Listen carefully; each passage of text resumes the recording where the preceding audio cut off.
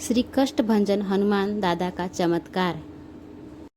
जो कोई न कर सका उसे बजरंग बली ने कर दिया। तो ऐसे हमारे कष्टभंजन हनुमान दादा। जय श्री राम दोस्तों, कैसे हो आप सब। स्वागत है हमारे चैनल में।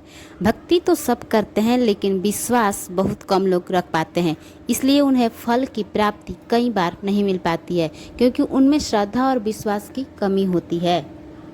तो इसलिए दोस्तों आप लोग एक बात बताना चाहूँगी कि आप अगर हनुमान जी की पूजा कर रहे हैं, भक्ति कर रहे हैं, तो भक्ति के साथ श्री हनुमान जी पर विश्वास और श्रद्धा जरूर रखें और धीरज भी। तो दोस्तों अगर चैनल पहली बार है तो प्लीज़ चैनल को लाइक करें, शेयर करें एंड सब्सक्राइब करना ना भूलें। कमेंट में जय श्री राम, जय बजरंग बली ज़रूर लिखें। ये बात ठीक 5 साल पहले की है। मैं रात को अपने दोस्तों के साथ टहलने निकला था और घर आकर सो गया। दूसरे दिन सुबह पता नहीं क्या हुआ, नींद में मेरी बॉडी में कुछ बेचैनी होने लगी और सांस नहीं ले पा रहा था। मेरी हार्ट बीट तेज हो गई थी। सुबह 7 बजे की बात है। मेरी सिस्टर मुझे तुरंत हॉस्पिटल ले गई। मुझे ऐसा लग रहा था कि मैं जी नहीं पाऊंगा। जैसे ही हम हॉस्पिटल पहुंचे तो डॉक्टर ने मेरा चेकअप किया और बोला कि सब कुछ नॉर्मल है, शायद गैस ऊपर चढ़ गई होगी। थोड़ी देर बाद मैं थोड़ा नॉर्मल हुआ, लेकिन पता नहीं क्यों मुझे ऐसा लग रहा था कि कुछ गड़बड़ है। फिर भी मैं पॉजिटिव होकर ये सब भूलने की कोशिश कर रहा था। फिर उसी दिन शाम के समय जब मैं चलने निकला तो फिर से मेरी हार्ट बीट तेज हो गई। फिर 10 मिनट के बाद सब नॉर्मल हो गया। उस वक्त ये बात मैंने घर पर किसी को नहीं बताई। जब उस दिन रात हुई तो पता नहीं ये रात नॉर्मल नहीं लग रही थी, कुछ अजीब सा मेरे अंदर होने लगा था। अब ऐसा रोज होने लगा। मन में डर, बेचैनी, धीरे धीरे दिमाग भी सुन्न पड़ गया था।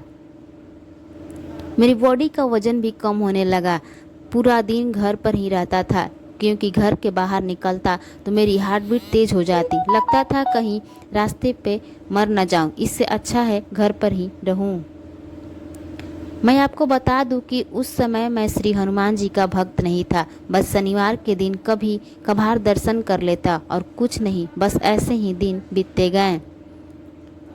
घर वालों को मैं हर रोज बोलता था कि मुझे कुछ अजीब सा हो रहा है। वे लोग मेरी हालत देखकर बहुत परेशान थे। कभी मैं बोलता कि मेरा दिमाग शून्य हो गया तो कभी कहता कि मेरे पेट में कुछ है। कभी चेस्ट में दर्द जैसा, कभी पैरों में दर्द हो जाता। रोज अलग अलग परेशानी से जूझता था। मैं बहुत डर गया था, बहुत परेशान था और पूरा नेगेटिविटी से भर गया था।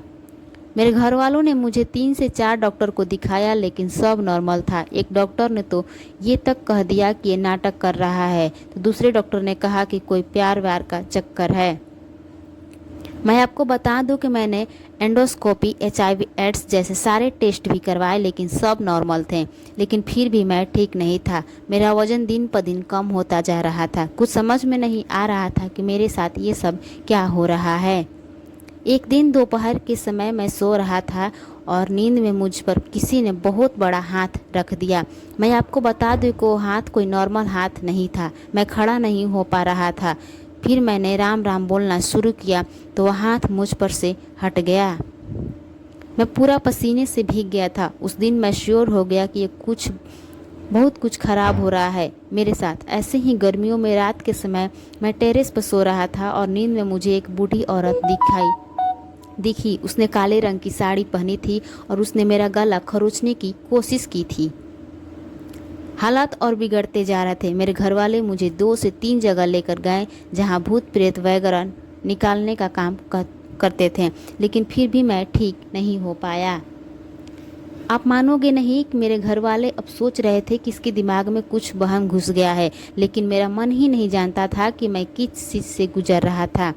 इसमें उन लोगों की कोई गलती नहीं थी क्योंकि वो भी थक चुके थे। फिर मेरे पापा ने कहा कि इसको सारंगपुर ले चलते हैं और इसे श्री हनुमान जी को ही सौंप देते हैं, क्योंकि मेरे दादाजी को वहाँ एक बार ले गए थे, उन्हें जीवन दान वहीं से मिला था। कहते हैं कि गुजरात के सारंगपुर स्थित श्री कष्टभंजन देव हनुमान जी के सामने आते ही भूत प्रेत सब डर के भाग जाते हैं। फिर हमारा सारंगपुर जाना तय हुआ। मेरी बड़ी सिस्टर और मेरे पापा बस में मेरे साथ आए। रात को हम दाहोद वाली बस में बैठे ताकि हम जल्दी सुबह पहुंचकर मंगला आरती का लाभ ले सकें। बस में भी जगह नहीं मिली, हमें बहुत परेशानी हुई और मैं तो क्या ही बताऊं आपको, बहुत ही परेशान था। हम जैसे तैसे वहां पहुंच गए। मैं आपको क्या बताऊं, आप विश्वास नहीं करोगे कि जैसे ही मैंने मंदिर के अंदर प्रवेश करने के बाद ही श्री हनुमान जी की मूर्ति को देखा तो मुझे ऐसा महसूस हुआ कि मुझे पीछे से किसी ने धक्का दिया हो। फिर मैंने वहाँ पूजा विधि में अपना नाम लिखवाया और वहाँ के महाराज अपना फेस देखकर ही समझ जाते हैं कि इसको कितने महीने से बीमारी है। मुझे उन्होंने 90 दिन की पूजा दी और वो बुक में लिखा है कि जैसे जैसे आप पूजा करोगे आपको थोड़ी तकलीफ का सामना करना पड़ेगा, लेकिन ये बुरी चीज़ निकालने की विधि है, उससे डरना नहीं। मैंने रेगुलर सुबह शाम पूजा करना शुरू कर दिया।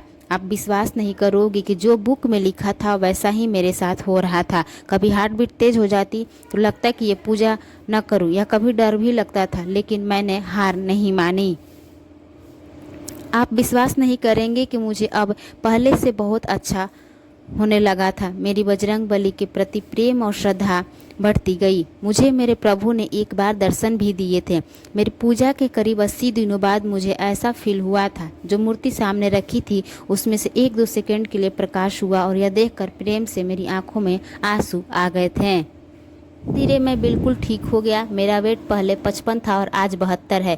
मैं फिजिकल ही नहीं मेंटल भी फिट हो गया। मेरे अंदर बहुत सारे चेंजेस भी आए। आज मुझे जो जीवन दान मिला है वो सारंगपुर के श्री कष्टभंजन देव हनुमान जी की वजह से मिला है। आज मैं उनका सेवक हूँ, भक्त हूँ। मैं हर रोज़ हनुमान श्रुतम का पाठ करता हूँ। मुझे मंदिर के महाराज ने ही पाठ करने को कहा था और 7 बार श्री हनुमान चालीसा का भी पाठ करता हूँ।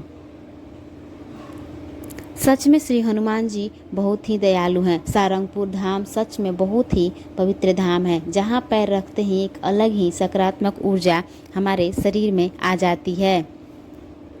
आज मैं बहुत खुश हूँ कि भले ही मुझे पीड़ा झेलनी पड़ी, लेकिन बदले में मुझे मेरे हनुमान जी दादा मिल गए। इस पूरी कहानी में भी एक बात गलत नहीं है। मैं एक पढ़ा लिखा और बहुत ही प्रैक्टिकल इंसान हूँ। मैं अपने आप को बहुत ही भाग्यशाली मानता हूँ कि मैं श्री बजरंग बली का भक्त हूँ। तो दोस्तों, आपको ये वीडियो कैसी लगी? वीडियो अच्छी लगी तो प्लीज़ चैनल को लाइक कीजिएगा, शेयर कीजिएगा और सब्सक्राइब करना ना भूलिएगा। ये कष्टभंजन देव का एक अद्भुत चमत्कार था जो मैंने आप लोगों को बताई। दोस्तों, कमेंट में जय श्री राम, जय बजरंग बली जरूर लिखिएगा। मिलते हैं एक और ऐसी नई वीडियो के साथ। तब तक के लिए जय श्री राम।